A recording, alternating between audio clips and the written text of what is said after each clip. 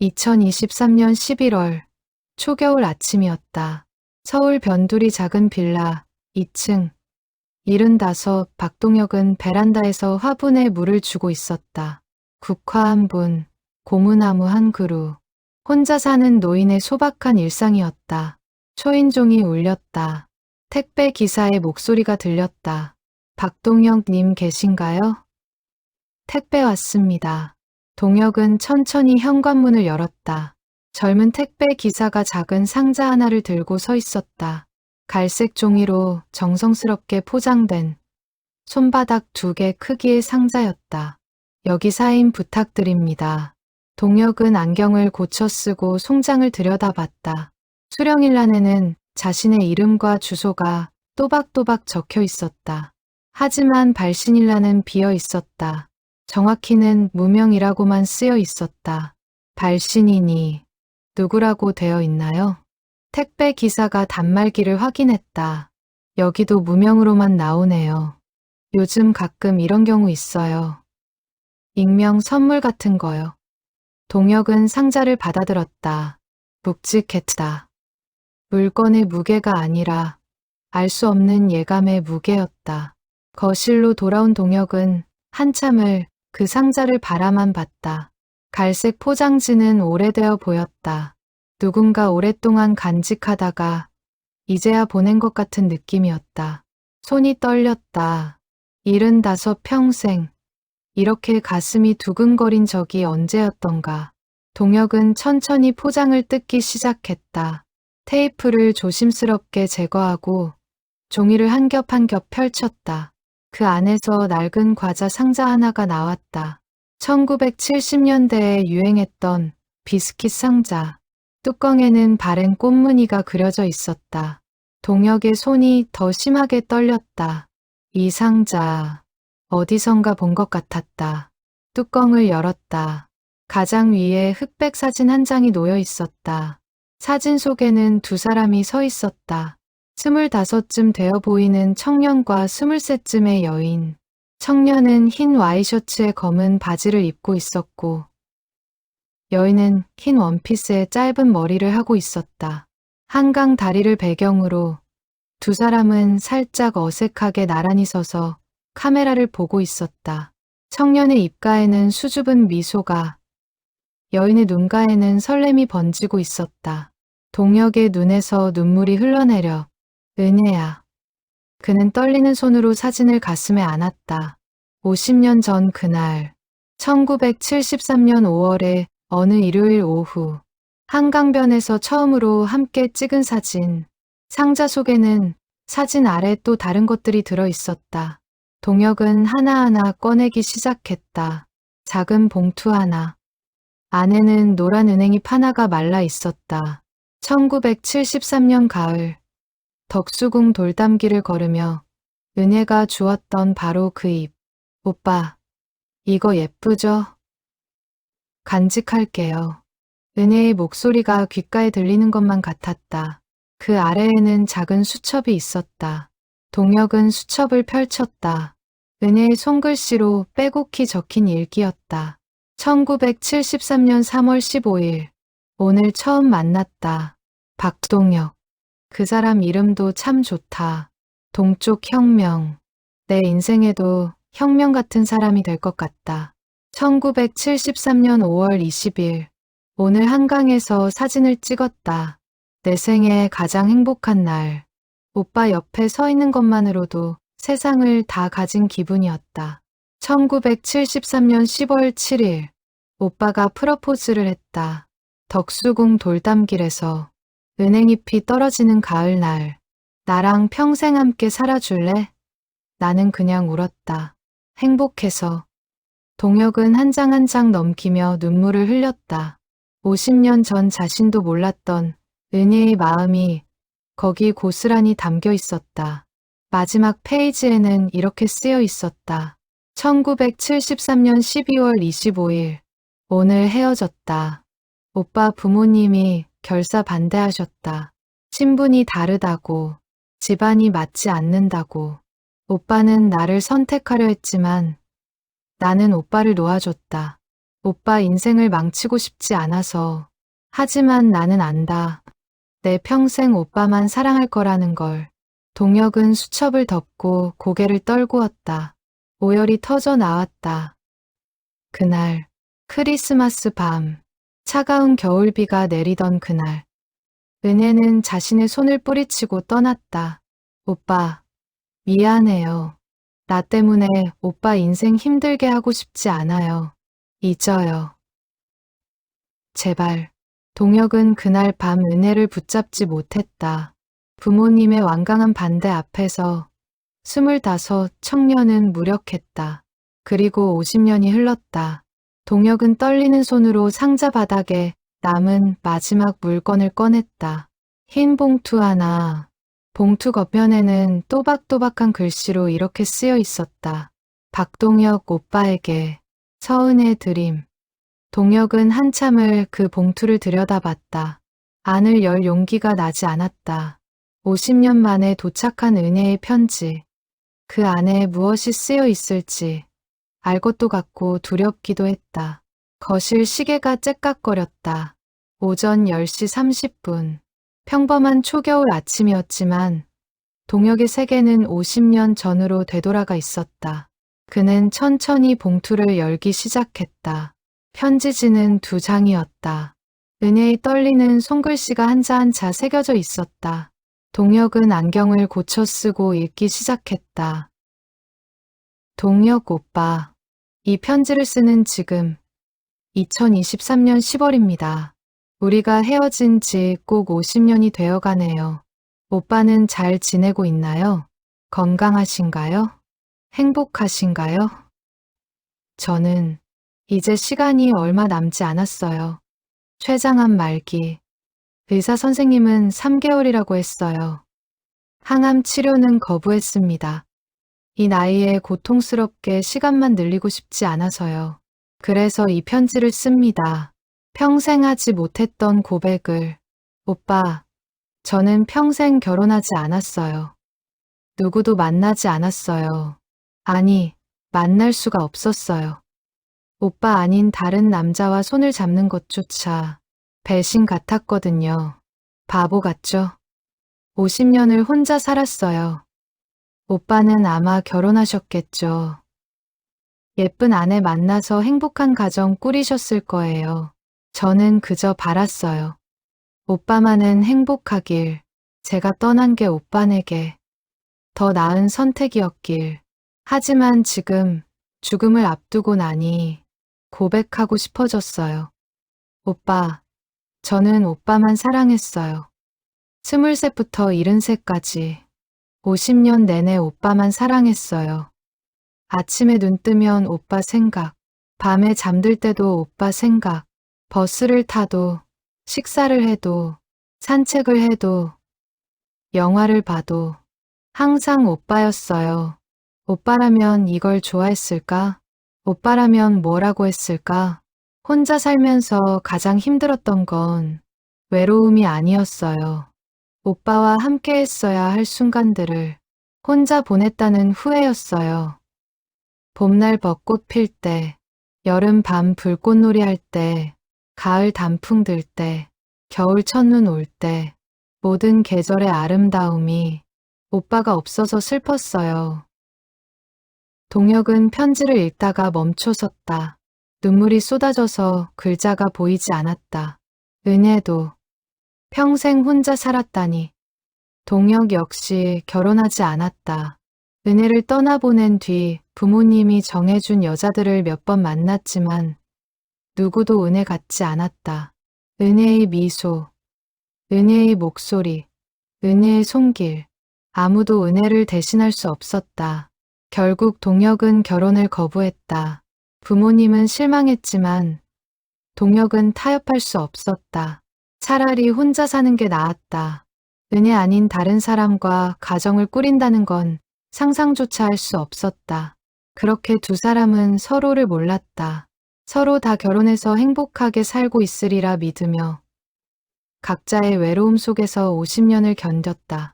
동혁은 눈물을 닦고 다시 편지를 읽기 시작했다. 오빠, 기억하나요? 우리 처음 만난 날, 명동 서점이었죠. 저는 시집을 보고 있었고, 오빠는 소설책을 고르고 있었어요. 우연히 손이 부딪혔죠. 같은 책을 잡으려다가 윤동주 시인의 하늘과 바람과 별과 시, 오빠가 웃으며 말했어요. 먼저 보세요. 저는 다음에 볼게요. 그 미소에 반했어요. 그렇게 우리는 시작됐죠. 덕수궁 돌담길도 기억나요. 은행잎 떨어지는 가을날, 오빠가 제 손을 잡았을 때 심장이 터질 것 같았어요. 한강 다리 위에서 처음 사진 찍었던 날도, 남산에 올라가 서울 야경을 보던 날도 모든 게 꿈만 같았어요. 하지만 꿈은 깼죠. 그해 겨울, 오빠 어머님이 저를 부르셨어요. 차가운 눈빛으로 말씀하셨죠. 우리 아들한테 더 이상 연락하지 마세요. 당신은 우리 집안 며느리가 될 수 없어요. 저는 알았어요. 오빠 집안은 명문가였고, 저는 가난한 재봉사의 딸이었으니까요. 오빠를 포기하는 게 오빠를 진짜 사랑하는 거라고 생각했어요. 그래서 그날 밤, 크리스마스 밤에 오빠를 떠났어요. 오빠가 울면서 붙잡았지만 뿌리치고 떠났어요. 돌아서는 순간 제 인생도 끝났어요. 하지만 후회는 없어요. 오빠가 행복했다면 그것만으로 충분해요. 동혁은 편지를 꼭 쥐고 흐느꼈다. 어머니, 돌아가신 지 20년이 넘었지만 그 차가운 말씀이 아직도 생생했다. 동혁아, 내가 그 애랑 결혼하면 우리 집안 망신이야. 절대 안 돼. 아버지도 마찬가지였다. 가난한 집딸이랑 결혼해서 고생하려고? 정신 차려. 25 청년은 부모님을 설득할 수 없었다. 은혜를 사랑했지만 부모님을 거역할 용기도 없었다. 그렇게 시간이 흘렀고 은혜는 떠났다. 동혁은 그 후 몇 번이나 은혜를 찾으려 했다. 명동 서점 앞에서, 덕수궁 돌담길에서, 한강변에서. 하지만 은혜는 흔적도 없이 사라졌다. 그리고 50년, 동혁은 떨리는 손으로 편지 마지막 장을 펼쳤다. 오빠, 이 편지를 받을 때쯤 저는 아마 병원에 있을 거예요. 호스피스 병동. 제 마지막 소원은 오빠를 한 번만 더 보는 거예요. 50년 만에 늙고 병든 모습이지만 그래도 오빠를 보고 싶어요. 만약 오빠도 저를 보고 싶다면 이 편지 속 쪽지에 병원 주소를 적어뒀어요. 서울성 모병원 호스피스 병동 302호. 서은혜. 오빠, 와줄 수 있나요? 아니면 이미 이 세상 사람이 아닐 수도 있겠네요. 그럼 저 먼저 가서 하늘에서 기다릴게요. 오빠, 평생 사랑했어요. 그리고 미안해요. 이렇게라도 고백할 수 있어서 다행이에요. 오빠도 저를 조금은 기억해주면 좋겠어요. 안녕. 그리고 사랑해요. 2023년 10월 15일. 서은혜. 동혁은 편지를 다 읽고 한참을 그 자리에 앉아 있었다. 시계를 봤다. 오전 11시. 편지에 적힌 날짜로부터 보름이 지났다. 은혜는 아직 살아있을까? 동혁은 떨리는 손으로 편지 속 쪽지를 꺼냈다. 거기엔 병원 주소와 전화번호가 적혀 있었다. 75 노인은 천천히 일어섰다. 옷장을 열고 가장 단정한 옷을 꺼냈다. 흰 셔츠, 감색 바지, 회색 재킷, 거울을 봤다. 주름진 얼굴, 희끗희끗한 머리.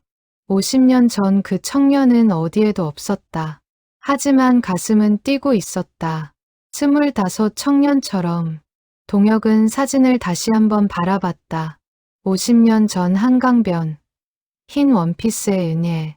그 미소가 지금도 눈에 선했다. 은혜야. 기다려. 내가 간다. 동혁은 외투를 입고 집을 나섰다.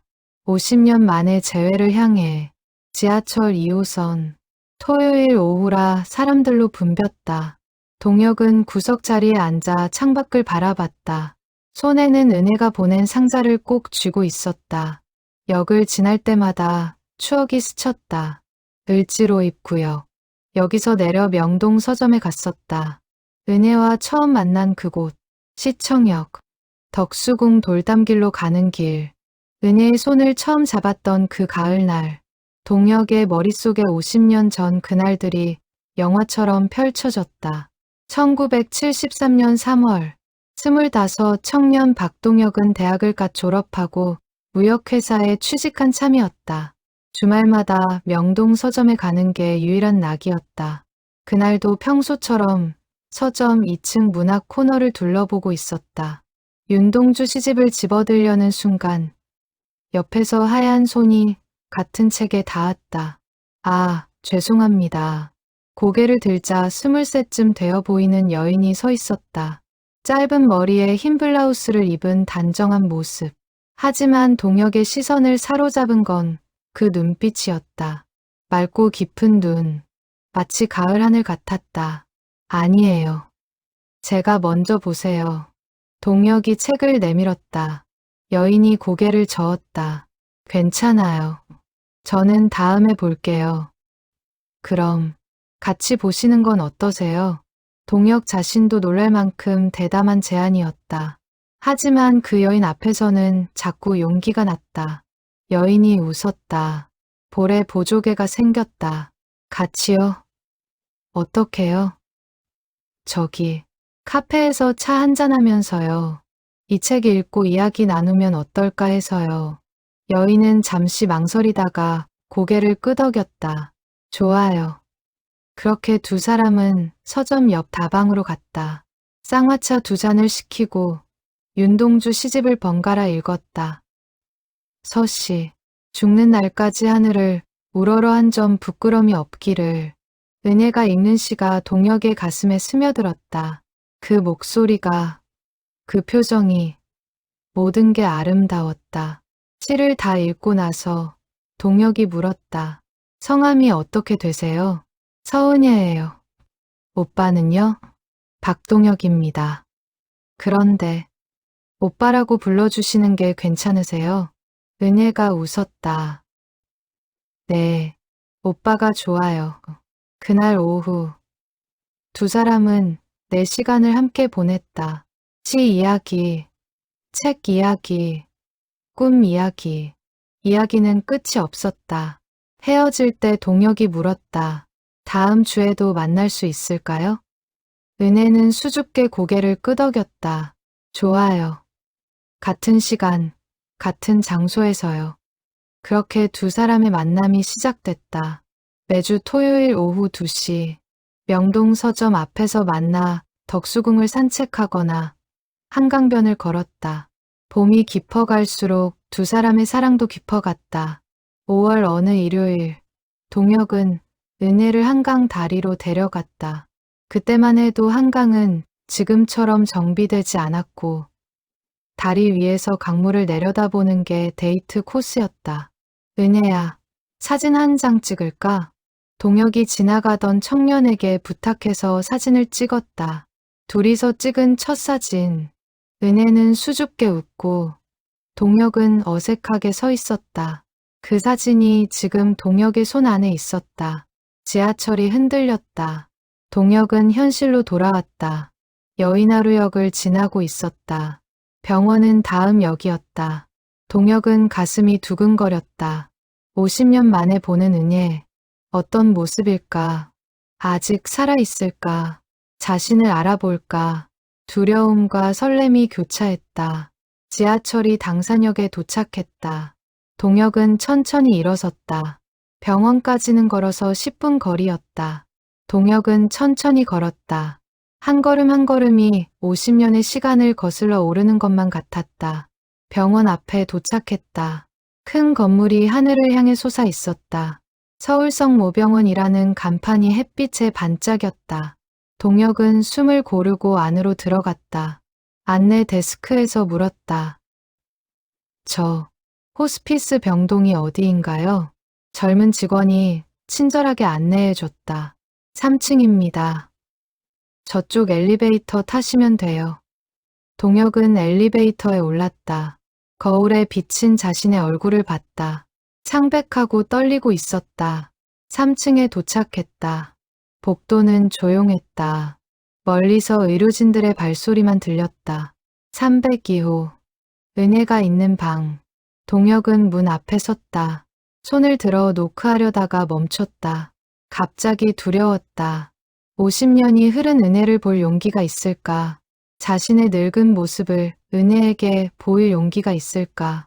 그때 문이 열렸다. 30쯤 되어 보이는 여자가 나왔다. 간호사 가운을 입고 있었다. 어르신, 누구 찾으세요? 저, 서은혜 씨를 만나러 왔습니다. 간호사의 얼굴이 밝아졌다. 어머, 어르신이 박동혁 님이세요? 네, 어떻게 아셨습니까? 환자분이 계속 기다리고 계셨어요. 동혁 오빠가 올 거야라고요. 어서 들어가세요. 환자분 많이 기다리셨어요. 간호사가 문을 열어줬다. 동혁은 떨리는 발걸음으로 안으로 들어갔다. 창가 침대에 누군가 누워 있었다. 작고 여인 몸. 하얀 병원복을 입고 창밖을 바라보고 있었다. 동혁의 발소리에 그 사람이 천천히 고개를 돌렸다. 눈이 마주쳤다. 50년의 시간이 사라졌다. 그 눈. 50년 전 명동 서점에서 본 그 맑고 깊은 눈. 은혜였다. 오빠. 은혜의 입에서 가느다란 목소리가 흘러나왔다. 동혁은 그 자리에 서서 울었다. 은혜야. 은혜는 침대에 기대 앉아 동혁을 바라봤다. 주름진 얼굴, 희끗희끗한 머리. 하지만 그 눈빛만은 50년 전 그대로였다. 앉으세요, 오빠. 은혜가 침대 옆 의자를 가리켰다. 동혁은 천천히 앉았다. 두 사람은 한참을 말없이 서로를 바라봤다. 시간이 멈춘 것 같았다. 먼저 입을 연 건 은혜였다. 많이 늙었죠? 은혜의 목소리는 50년 전보다 훨씬 가늘고 약했지만 그 따뜻함만은 그대로였다. 동혁이 고개를 저었다. 아니야. 여전히 아름다워. 은혜가 웃었다. 주름진 얼굴에 보조개가 생겼다. 50년 전 그 미소 그대로였다. 거짓말쟁이. 70 넘은 할머니한테 아름답다니. 진심이야. 동혁은 은혜의 손을 잡았다. 말라 뼈만 남은 손. 하지만 여전히 따뜻했다. 은혜의 눈에 눈물이 고였다. 오빠, 정말 와줘서 고마워요. 미안해, 은혜야. 더 빨리 못 와서. 아니에요. 온 것만으로도 충분해요. 두 사람은 꼭 잡은 손을 놓지 않았다. 50년의 그리움이 그 손길 속에 녹아들었다. 은혜가 먼저 물었다. 오빠는 결혼하셨어요? 동혁이 고개를 저었다. 아니, 못했어. 은혜의 눈이 커졌다. 왜요? 오빠 같은 분이 너 때문이야. 동혁의 목소리가 떨렸다. 내가 떠나고 나서 다른 사람은 눈에 들어오지 않았어. 부모님이 몇 번이나 중매를 서줬지만 거절했어. 은혜 아닌 다른 사람과 결혼할 수는 없었어. 은혜의 눈에서 눈물이 흘러내렸다. 오빠, 그럼 50년을 혼자. 너도 그랬잖아. 동혁도 눈물을 흘렸다. 편지 읽었어. 내가 평생 혼자 살았다는 거. 나만 사랑했다는 거. 오빠도. 나도 그래. 50년 내내 너만 생각했어. 아침에 눈 뜨면 내 얼굴이 떠올랐고 밤에 잠들 때도 내 목소리가 들렸어. 두 사람은 손을 꼭 잡고 울었다. 50년의 그리움, 50년의 외로움, 50년의 사랑이 눈물로 흘러나왔다. 한참을 울고 나서 은혜가 물었다. 오빠, 그때 왜 날 붙잡지 않았어요? 동혁이 고개를 떨궜다. 용기가 없었어. 부모님을 거역할 용기가. 25 청년이었던 나는 너무 약했어. 아니에요. 오빠 잘못이 아니에요. 아니야. 내 잘못이야. 내가 떠나려 할 때 더 강하게 붙잡았어야 했어. 내가 없으면 못 산다고 소리쳤어야 했어. 동혁의 목소리가 떨렸다. 하지만 난 그러지 못했어. 내 손을 놓아줬어. 그게 평생 후회야. 은혜가 동혁의 손을 더 세게 잡았다. 오빠, 나도 미안해요. 나도 오빠를 더 붙잡았어야 했어요. 오빠 없이는 못 살아요 라고 말했어야 했어요. 은혜야. 하지만 그때는 그게 최선이라고 생각했어요. 오빠 인생을 망치고 싶지 않아서, 오빠가 집안 때문에 고통받는 걸 보고 싶지 않아서 두 사람은 다시 울었다. 창밖으로 석양이 비쳤다. 오렌지빛 햇살이 병실을 가득 채웠다. 잠시 후 은혜가 물었다. 오빠, 그동안 어떻게 지냈어요? 동혁이 천천히 이야기하기 시작했다. 무역회사에서 30년 일하고 퇴직했어. 그 후로는 혼자 살고 있어. 작은 빌라에서 심심하면 공원 산책하고 도서관 가고 그렇게 지내. 친구는요? 몇 명 있지. 하지만 깊은 이야기는 못해. 너 이야기는 누구한테도 하지 못했어. 은혜가 고개를 끄덕였다. 나도 그래요. 나는 재봉사로 일했어요.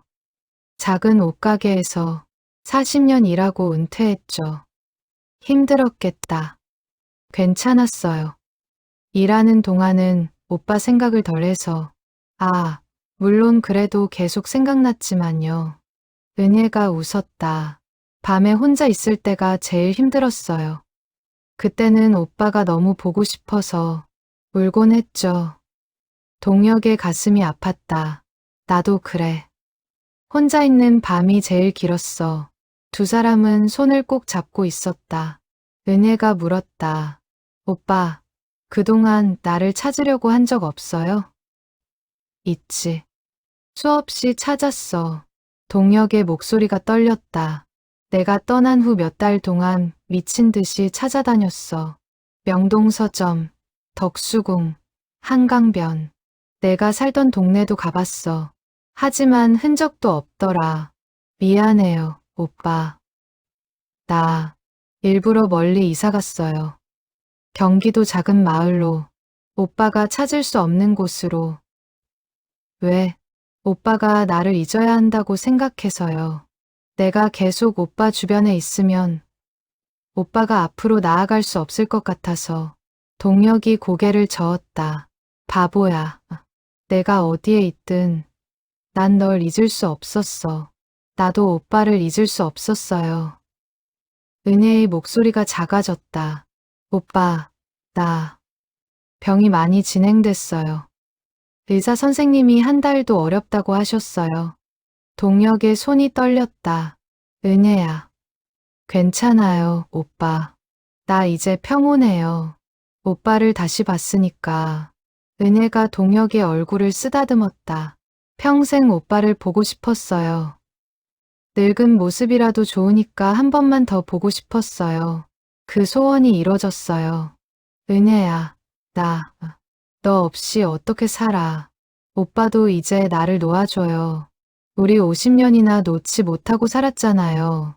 이제는 진짜 서로를 자유롭게 해줘요. 동혁이 울먹였다. 난 못 놓아. 이제야 다시 만났는데. 은혜가 미소 지었다. 오빠, 우리 다음 생에 다시 만나요. 그때는 아무도 우리를 갈라놓을 수 없는 곳에서. 약속해요. 약속해. 다음 생에는 꼭 함께 살자. 두 사람은 꼭 껴안았다. 50년 만의 포옹. 그 품 안에서 모든 시간이 녹아내렸다. 그날 이후 동혁은 매일 병원에 갔다. 아침 9시에 도착해서 저녁 8시까지. 은혜 곁을 지켰다. 첫 주에는 주로 과거 이야기를 나눴다. 50년간 하지 못했던 이야기들. 오빠, 기억나요? 우리 처음 손잡았던 날. 그럼 덕수궁 돌담길. 은행잎 떨어지던 가을날, 오빠 손이 얼마나 떨렸는지 알아요? 내 손도 떨렸잖아. 두 사람은 웃었다. 그때 오빠가 말했죠. 은혜야, 평생 내 손잡고 살자. 그래, 그 약속 지키지 못해서 미안해. 아니에요. 지금 이렇게 손잡고 있잖아요. 은혜가 동혁의 손을 꼭 쥐었다. 50년 늦었지만 약속은 약속이니까요. 두 번째 주에는 책을 함께 읽었다.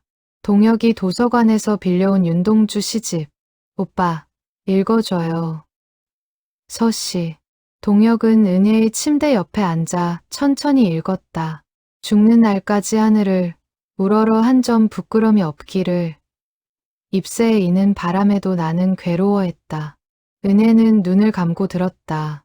50년 전 명동 다방에서 들었던 그 목소리. 오빠 목소리 좋아요. 50년 전이나 지금이나 똑같아요. 내 목소리도 그래. 여전히 맑고 따뜻해. 세 번째 주에는 은혜의 상태가 나빠졌다. 말하기도 힘들어했고 대부분의 시간을 잠으로 보냈다. 동혁은 그저 곁에 앉아 은혜의 손을 잡고 있었다. 말없이. 가끔 은혜가 눈을 뜨면 미소를 지었다. 오빠, 있어요? 응, 여기 있어. 좋아요. 오빠 옆에 있으면 무섭지 않아요. 네 번째 주. 은혜는 거의 의식이 없었다. 의사는 시간이 얼마 남지 않았다고 했다. 동혁은 은혜의 침대 옆에서 밤을 새웠다. 간호사가 말렸지만 동혁은 떠날 수 없었다. 제가 여기 있어야 합니다. 은혜 혼자 두고 갈 수 없어요. 간호사는 고개를 끄덕이고 담요를 가져다 줬다. 깊은 밤, 동혁은 은혜의 손을 잡고 속삭였다. 은혜야, 나 여기 있어. 옆에 있을게. 무서워하지 마. 은혜가 희미하게 손을 꼭 쥐었다. 들리는 것 같았다. 동혁은 노래를 불렀다. 50년 전 은혜가 좋아하던 노래. 옛날의 금잔디. 옛날의 금잔디 추억은 가고 없어도 가사가 잘 기억나지 않았지만 흥얼거렸다. 은혜의 얼굴에 평온한 미소가 번졌다. 어느 날 오후. 은혜가 잠시 의식을 되찾았다. 동혁을 보고 미소 지었다. 오빠, 응, 은혜야. 나야. 오빠, 행복했어요. 나도 행복해. 은혜야, 너를 다시 만나서. 오빠, 사랑해요. 나도 사랑해. 평생 사랑했어. 은혜가 천천히 눈을 감았다. 입가에 미소를 머금은 채 동혁은 은혜의 손을 꼭 잡았다. 은혜야, 다음 생에 꼭 만나자. 약속했지? 은혜가 아주 작게 고개를 끄덕였다. 그날 밤 11시 23분. 서은혜는 조용히 숨을 거뒀다. 동혁의 손을 꼭 잡은 채 동혁은 울지 않았다. 그저 은혜의 손을 놓지 않고 앉아 있었다. 고생 많았어, 은혜야. 이제 편히 쉬어. 나도 곧 갈게. 거기서 기다려. 은혜의 장례식은 조촐했다. 친척도 친구도 많지 않았다. 평생 혼자 살았던 여인의 마지막이었다. 하지만 동혁은 3일 내내 영정 앞을 지켰다. 조문객들이 누구냐고 물으면 이렇게 대답했다. 평생 사랑한 사람입니다. 장례를 치르고 동혁은 은혜의 유품을 정리했다. 많지 않았다. 옷 몇 벌, 책 몇 권, 그리고 작은 상자 하나. 동혁이 그 상자를 열자 안에는 동혁의 사진들이 가득했다. 50년 전 한강에서 찍은 사진, 동혁 혼자 나온 사진들, 은혜가 몰래 찍었던 것 같았다. 그리고 편지들, 동혁이 은혜에게 보냈던 편지들. 은혜는 단 한 통도 버리지 않고 간직하고 있었다. 동혁은 편지를 하나하나 읽었다. 은혜야, 오늘 날씨가 정말 좋아. 내가 있었으면 같이 산책했을 텐데. 보고 싶어. 은혜야, 오늘 너희 집 앞을 지나갔어. 내가 나오면 어쩌나 가슴이 두근거렸어. 은혜야, 사랑해. 평생 사랑할게. 모두 보내지 못한 편지들이었다. 은혜가 떠난 후 동혁이 쓰고도 보낼 곳이 없어 간직했던 편지들. 그런데 어떻게 은혜가 가지고 있었을까? 마지막 편지 뒤에 은혜의 쪽지가 있었다. 오빠가 보낸 편지는 한 통도 받지 못했어요. 하지만 오빠 마음은 받았어요.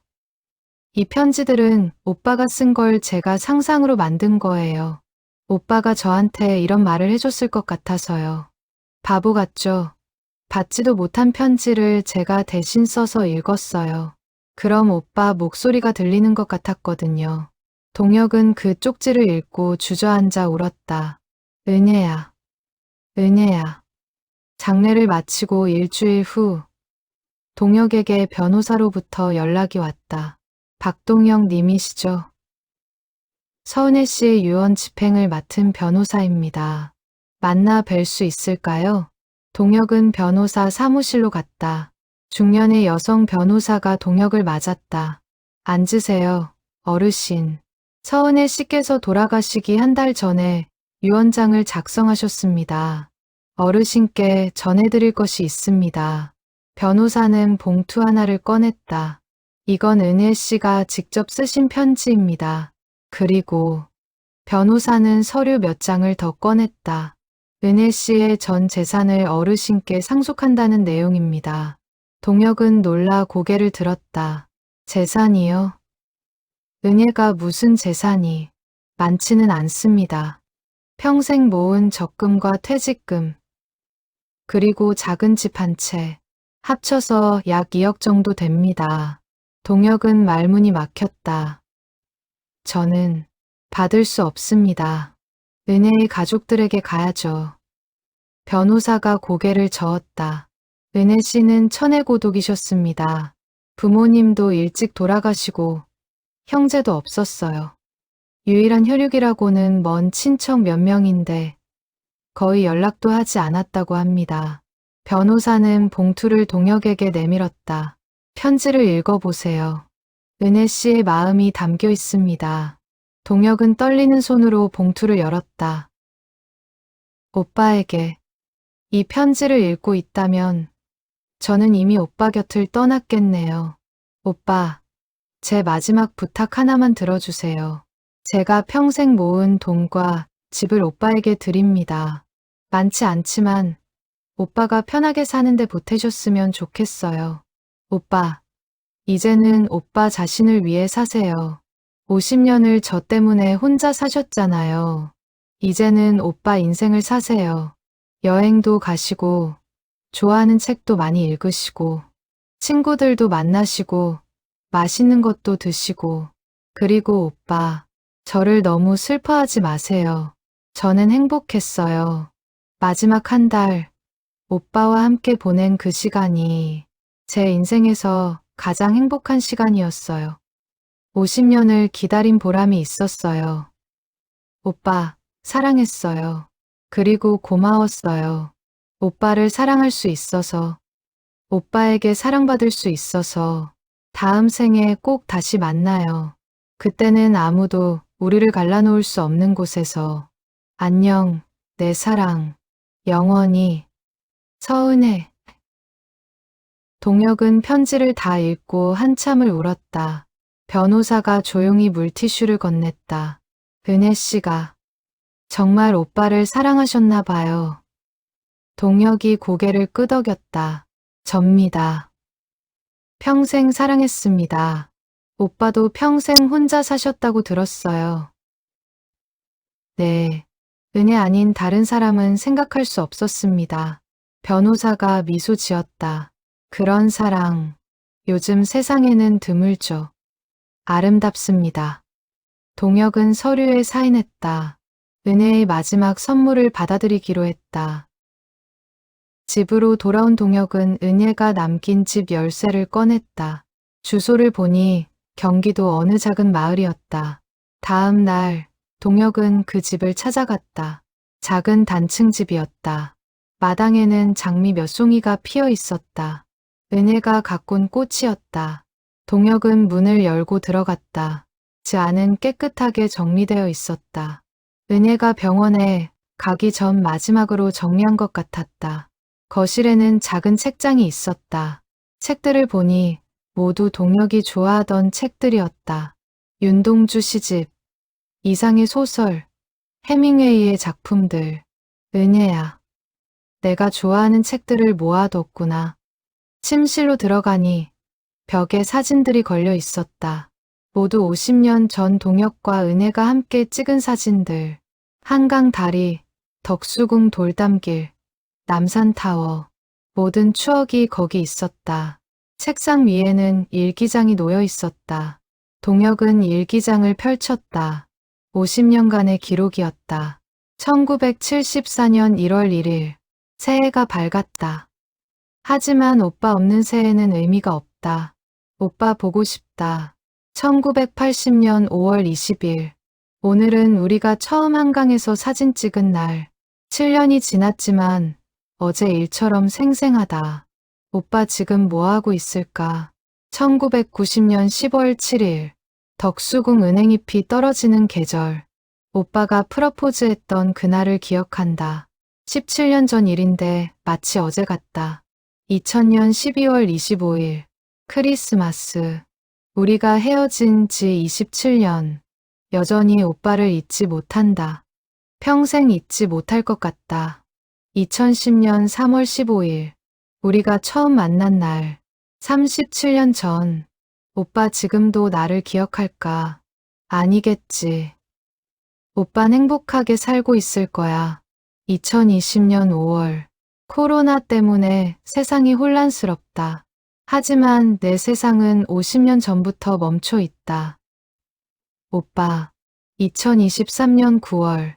병원에서 암 진단받았다. 시간이 얼마 없다고 한다. 마지막으로 오빠를 보고 싶다. 택배를 보내기로 했다. 동혁은 일기장을 덮고 울었다. 은혜야, 너도 나처럼 외로웠구나. 너도 나처럼 그리워했구나. 그날 밤, 동혁은 은혜의 집에서 잤다. 은혜의 침대에 누워 은혜의 베개를 베고 은혜의 냄새가 희미하게 남아 있었다. 동혁은 베개를 꼭 안고 눈을 감았다. 은혜야, 나 여기 왔어.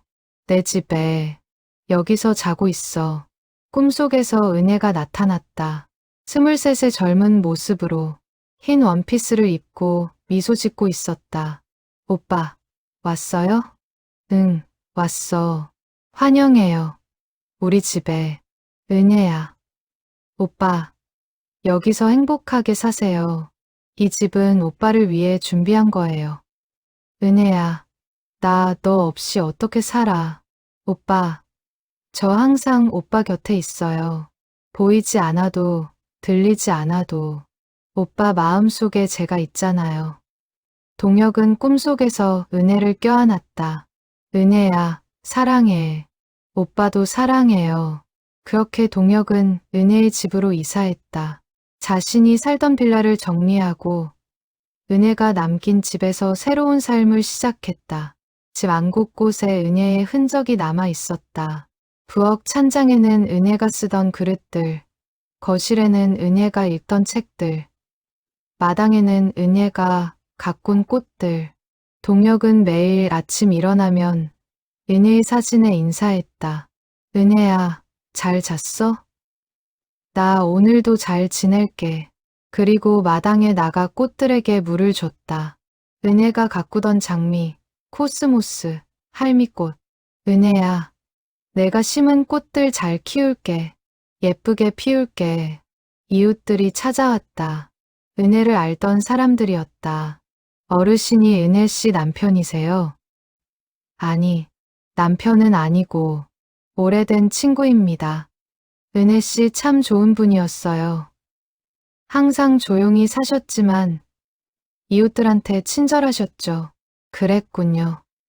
혼자 사신다고 들었는데 외롭진 않으셨대요.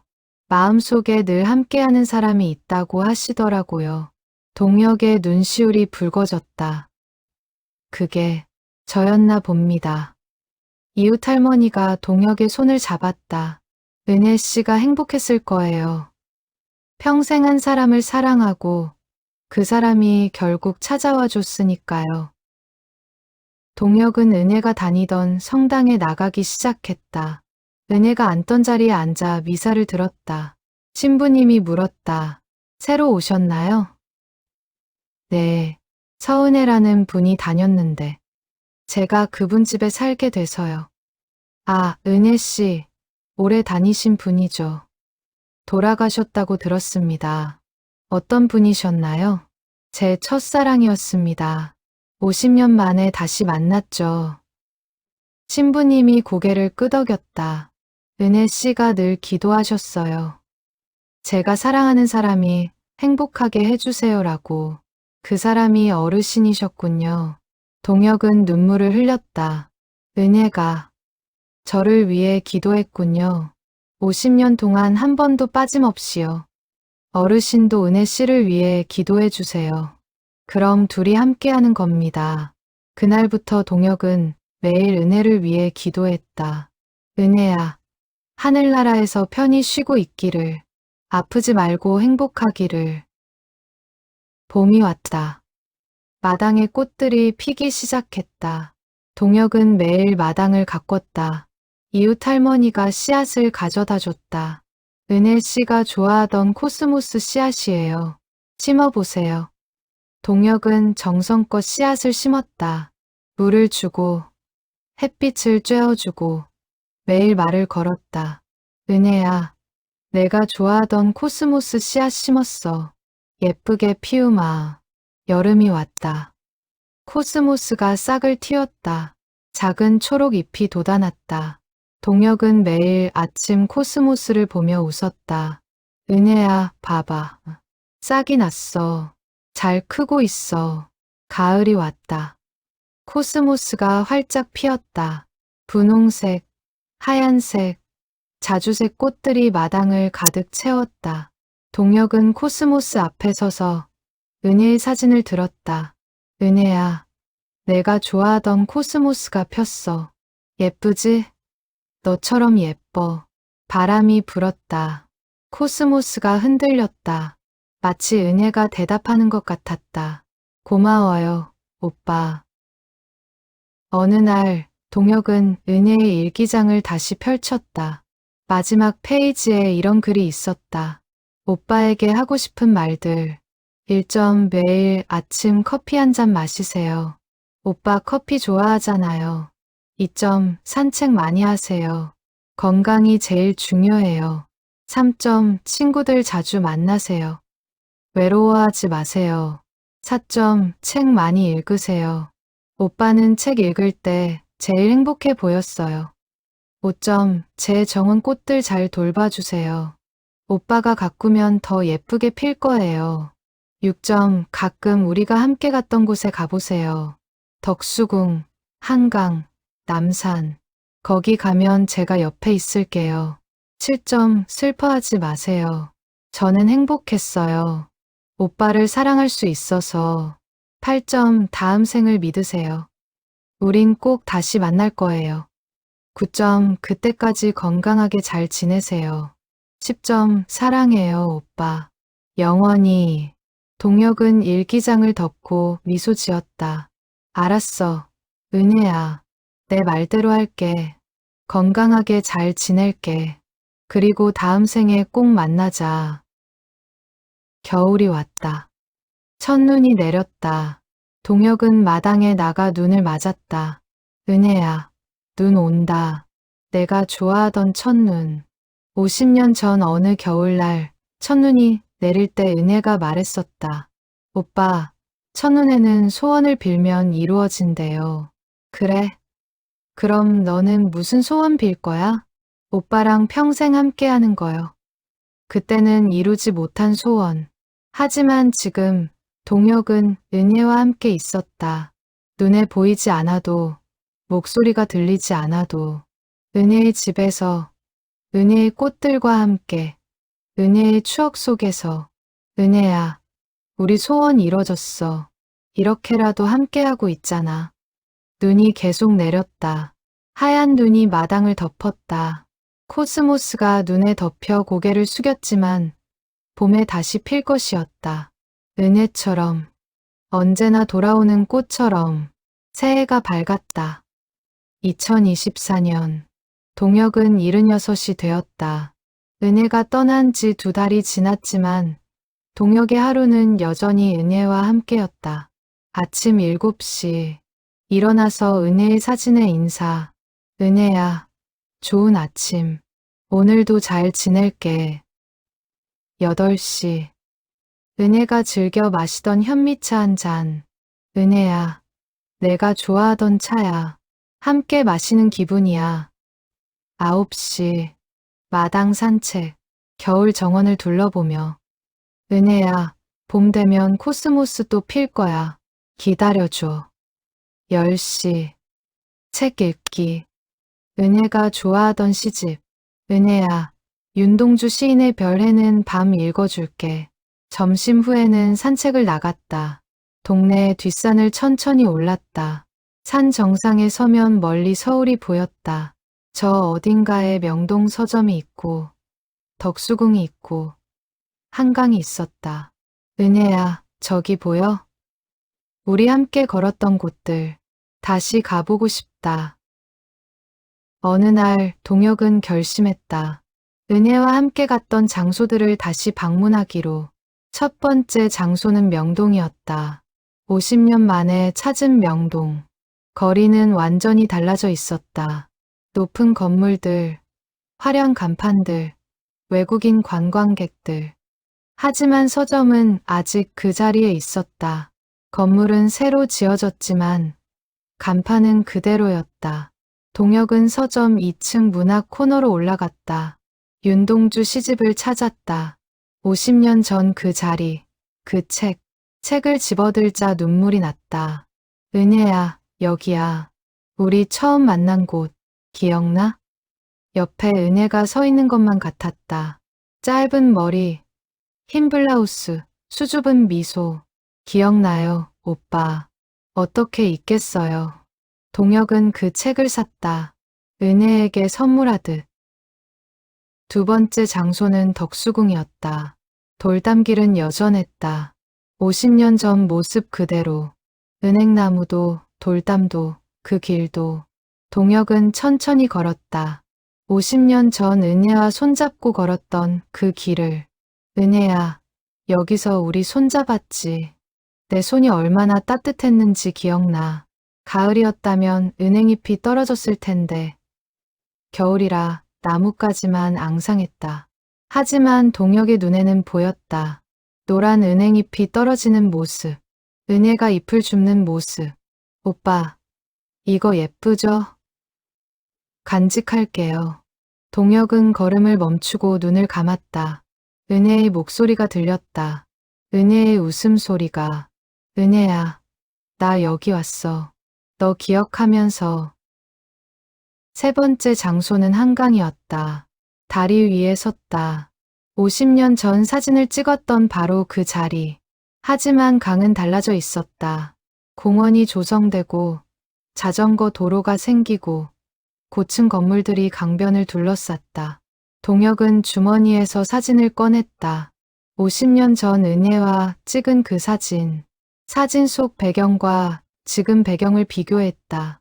많은 것이 변했지만 강물은 여전히 흘렀다. 은혜야, 여기서 우리 첫 사진 찍었지. 너 흰 원피스 입고, 나 흰 셔츠 입고. 지나가던 젊은 커플이 동혁을 봤다. 할아버지가 혼자 사진을 들고 강을 바라보는 모습. 여자가 남자에게 속삭였다. 저 할아버지, 옛날 생각하시나 봐. 남자가 대답했다. 우리도 저렇게 늙으면 지금을 그리워하겠지. 둘은 손을 꼭 잡고 걸어갔다. 동혁은 그 모습을 보며 미소 지었다. 은혜야, 저 커플 봐. 우리 젊었을 때 같아. 행복해 보여. 그날 밤, 집으로 돌아온 동혁은 편지를 쓰기 시작했다. 은혜에게 보내는 편지. 보낼 곳은 없지만 쓰고 싶었다. 은혜에게. 오늘 우리가 함께 갔던 곳들을 다시 갔어. 명동, 덕수궁, 한강. 많이 변했더라. 50년이라는 시간이 모든 걸 바꿔놨어. 하지만 내 마음은 안 변했어. 50년 전이나 지금이나 너를 사랑하는 마음은 똑같아. 은혜야, 나 잘 지내고 있어. 내가 남긴 집에서, 내가 가꾼 정원에서, 내가 사랑한 추억들과 함께 외롭지 않아. 내가 늘 옆에 있으니까. 아침에 눈 뜨면 내 목소리가 들려. 오빠, 좋은 아침. 밤에 잠들 때도 내 손길이 느껴져. 오빠, 잘 자요. 은혜야, 고마워. 50년을 기다려줘서, 마지막 한 달을 함께 해줘서, 이렇게 많은 추억을 남겨줘서, 나도 곧 갈게. 몇 년 후가 될지, 몇 달 후가 될지 모르지만, 그때까지 내 말대로 잘 살게. 건강하게, 행복하게. 그리고 그날이 오면, 너한테 달려갈게. 은혜야, 나왔어. 기다렸지? 그때 꼭 웃으면서 맞아줘. 사랑해, 은혜야. 영원히. 동혁. 동혁은 편지를 다 쓰고 봉투에 넣었다. 그리고 은혜의 사진 옆에 놓았다. 은혜야, 편지 썼어. 읽어줘. 바람이 불었다. 커튼이 흔들렸다. 마치 은혜가 대답하는 것 같았다. 읽었어요, 오빠. 고마워요. 동혁은 미소 지으며 잠자리에 들었다. 봄이 왔다. 마당의 코스모스가 다시 싹을 틔우기 시작했다. 동혁은 매일 아침 코스모스에게 물을 주며 말을 걸었다. 은혜야, 봐봐. 올해도 싹이 났어. 잘 크고 있어. 어느 날 동혁은 은혜의 책상 서랍을 정리하다가 작은 공책 하나를 발견했다. 표지에 2023년 일기라고 쓰여 있었다. 은혜가 죽기 직전까지 쓴 일기였다. 동혁은 조심스럽게 펼쳤다. 2023년 9월 15일. 오늘 병원에서 췌장암 진단받았다. 말기라고 한다. 시간이 얼마 없다고. 처음엔 무서웠다. 죽음이라는 게 이렇게 가까이 오니. 하지만 이내 평온해졌다. 어차피 혼자 살았고 혼자 죽을 거니까 단 하나 후회되는 건 오빠를 다시 못 본다는 것. 50년을 그리워했는데 한 번도 못 보고 가야 한다니. 그게 제일 슬프다. 동혁은 눈물을 흘리며 계속 읽었다. 2023년 15일 1일 결심했다. 오빠에게 택배를 보내기로. 50년간 간직한 추억들을 상자에 담아 사진, 편지, 일기, 은행잎, 그리고 마지막 고백. 당신만 사랑했어요. 오빠가 받아줄까? 50년 만에 연락. 거절당하면 어쩌지? 이미 결혼해서 행복한 가정 있으면 하지만 보내야 한다. 죽기 전에 한 번만 고백하고 싶다. 2023년 10월 15일. 오늘 택배를 보냈다. 손이 떨려서 주소 쓰기도 힘들었다. 박동혁. 그 이름을 쓰는 것만으로도 눈물이 났다. 오빠, 받아줘. 제발 한 번만 와줘. 50년을 기다렸어. 이제 정말 시간이 없어. 보고 싶어, 오빠. 2023년 11월 2일. 오늘 오빠가 왔다. 50년 만에 문이 열리고 오빠가 들어왔을 때 심장이 멈추는 줄 알았다. 늙으셨다. 주름도 많고 머리도 희끗희끗하고 하지만 그 눈빛은 그대로였다. 50년 전 명동 서점에서 본 그 따뜻한 눈빛. 은혜야. 오빠가 내 이름을 부를 때 50년이 사라졌다. 우린 다시 25과 23이 됐다. 행복했다. 이렇게 다시 만날 수 있어서 죽어도 여한이 없다. 2023년 11월 10일. 오빠가 매일 온다. 아침 9시부터 저녁 8시까지. 옆에 앉아서 손을 잡아준다. 책도 읽어주고 노래도 불러준다. 오빠 목소리를 들으면 아픔이 잊혀진다. 오빠 손을 잡으면 무섭지 않다. 이렇게 죽을 수 있다면 행복한 죽음이다. 2023년 11월 20일. 오늘 오빠한테 물어봤다. 오빠는 결혼하셨어요? 오빠가 고개를 저었다. 너 때문에 못했어. 그 말에 울었다. 오빠도 나처럼 50년을 혼자 살았다니. 우린 참 바보들이다. 하지만 이 바보 같은 사랑이 내 인생의 전부였다. 2023년 11월 25일. 요즘 의식이 가물거린다. 잠을 많이 자고 깨어있는 시간도 흐릿하다. 하지만 오빠는 느껴진다. 손을 잡아주는 오빠의 온기, 노래 불러주는 오빠의 목소리. 은혜야, 나 여기 있어. 들린다, 오빠. 고마워. 마지막까지 곁에 있어줘서. 2023년 11월 28일. 이제 정말 시간이 얼마 안 남은 것 같다. 의사 선생님이 가족들에게 준비하라고 했다던데. 난 가족이 없다. 오빠뿐이다. 오빠, 미안해. 이렇게 슬픈 모습 보여줘서. 하지만 후회는 없어. 마지막을 오빠와 함께 할 수 있어서. 행복해. 오빠, 사랑해. 평생 사랑했고, 죽는 순간까지 사랑할 거야. 다음 생에 꼭 다시 만나자. 그때는 절대 놓지 않을게. 그게 마지막 일기였다. 동혁은 일기장을 덮고 한참을 울었다. 은혜야, 너도 나처럼 외로웠구나. 너도 나처럼 기다렸구나. 동혁은 일기장을 꼭 안았다.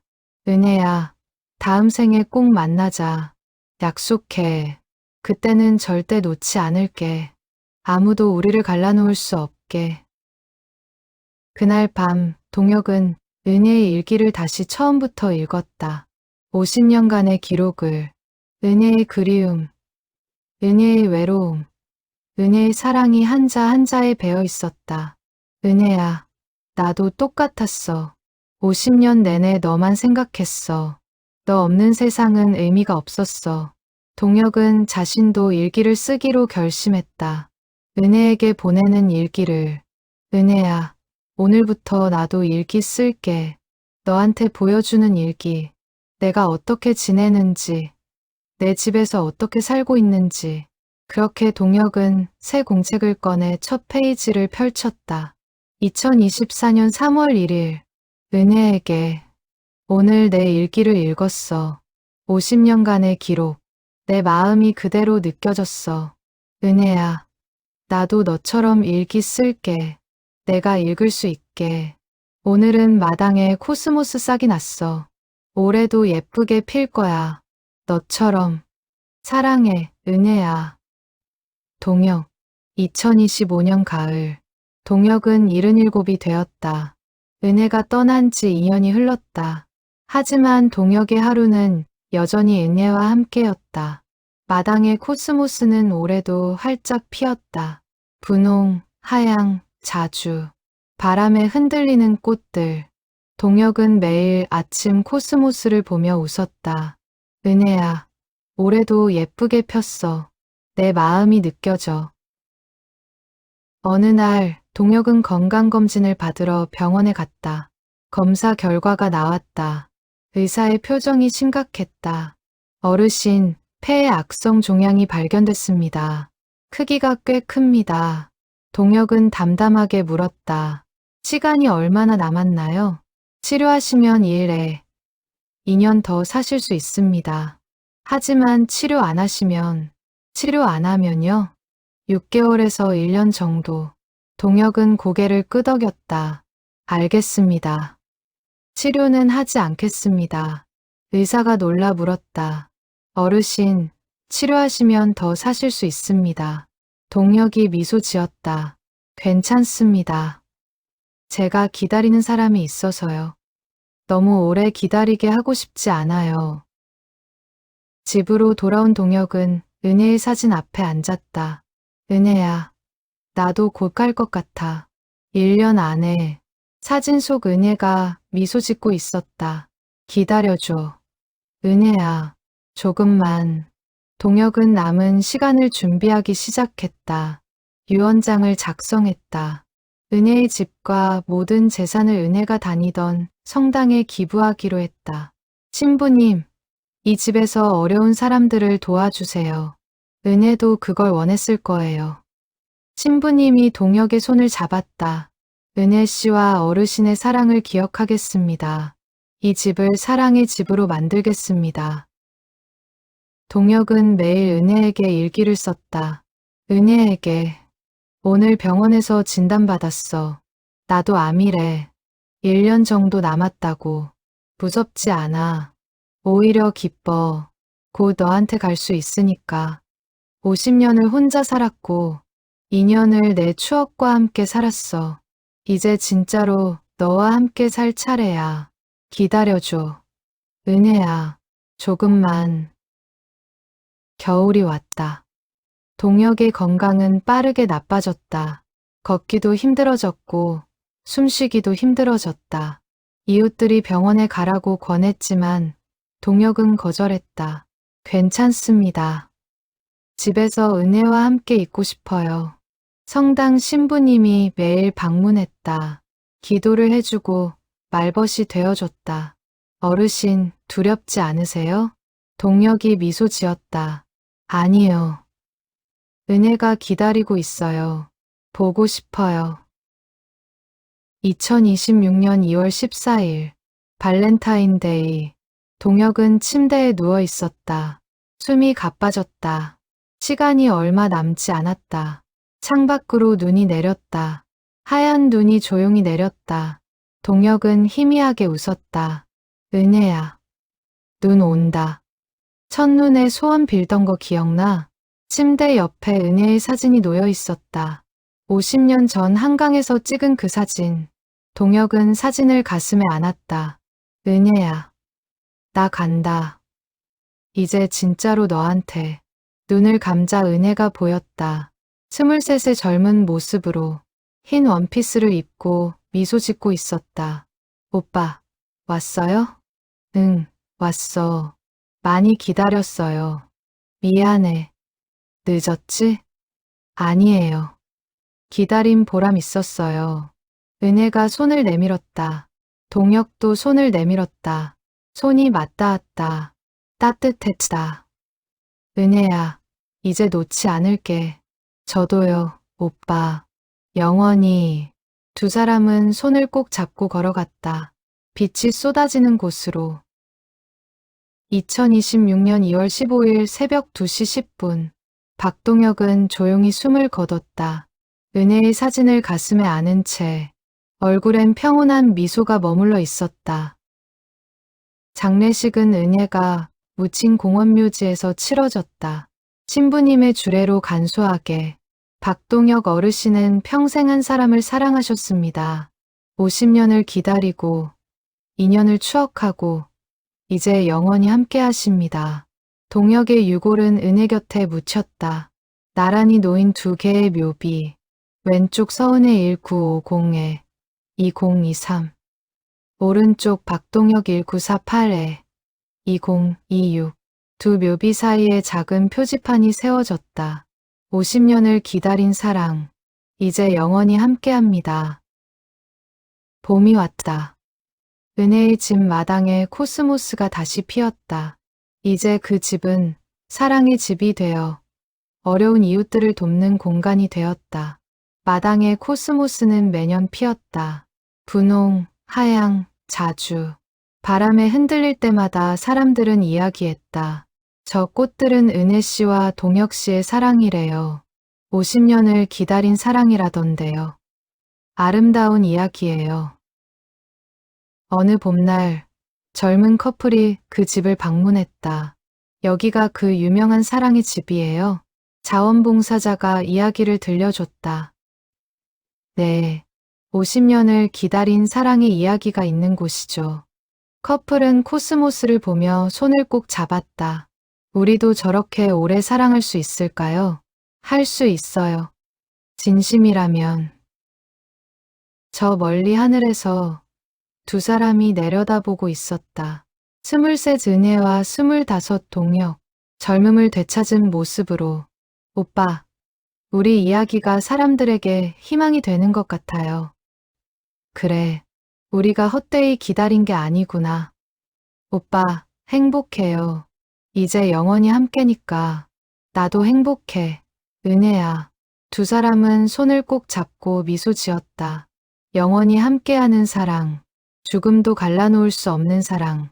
그것이 바로 박동혁과 서은혜의 이야기였다.